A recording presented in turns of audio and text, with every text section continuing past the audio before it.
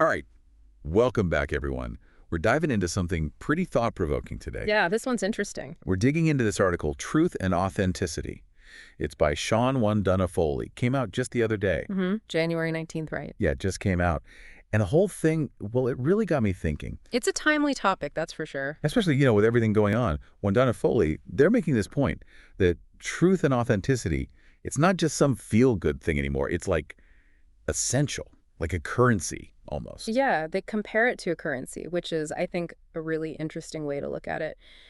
In a world where, let's face it, we're just bombarded with information all the time, some of it not so trustworthy, being able to, see through that to figure out what's real and to stay true to yourself, that's powerful. It is. It's like almost like building up a resistance to being, tricked or misled. Because let's be honest, there's a lot of that going around.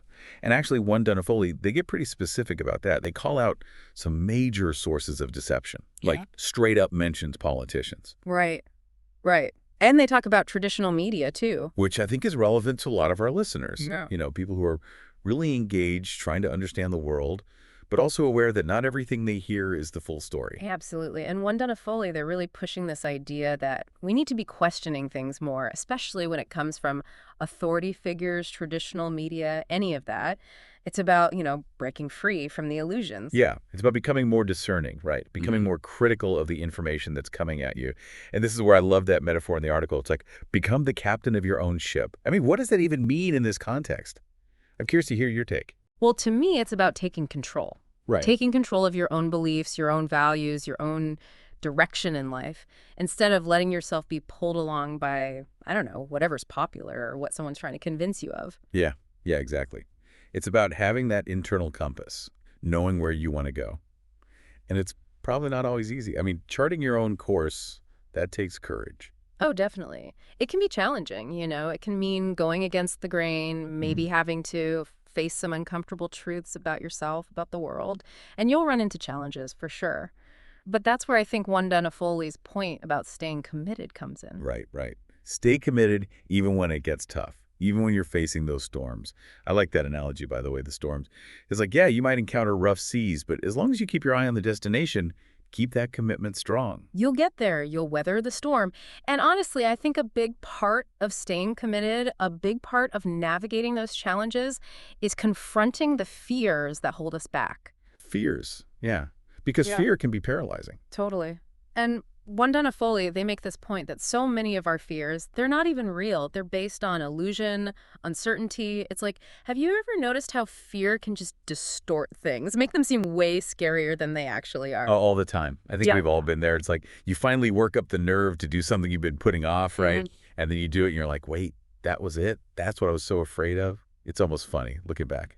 Right. And I think that speaks to Wondunna-Foley's point about self-awareness, about facing those, like they call them false fears, head on.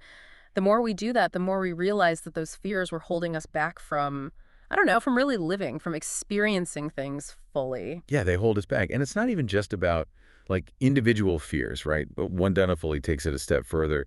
They talk about this whole collective shift. They use this phrase, galactic, interstellar, spiritually united civilization. Yeah, that's a mouthful, isn't it? It is. But I think what they're getting at, it's about a world where, truth and authenticity, those are the values that guide everything. I think so. It's like, imagine a future where people prioritize genuine connection, understanding, shared values. If everyone was really living that way, could you imagine what kind of world we could create? It's a powerful thought. Yeah. And it brings us back to that idea of truth as a currency. Yeah. Right? Because if we think about it that way, every time we choose to be honest, every time we choose authenticity over, I don't know, taking the easy way out, it's like we're investing in that better future. Exactly. And those investments, they might seem small, right? Like just individual acts of courage, of integrity. But I think they have a ripple effect. They contribute to something much bigger. Yeah. So just to kind of recap here, what we've been talking about is this idea of truth and authenticity, not just as nice concepts, but as like tools, almost like a currency in today's world. And we've talked about the need to become more discerning, to be the captains of our own ships, navigating through all the illusions and facing our fears. And ultimately, it's recognizing that these individual journeys, they're all connected to something much, much larger than ourselves. Right. And it leaves us with this question, I think.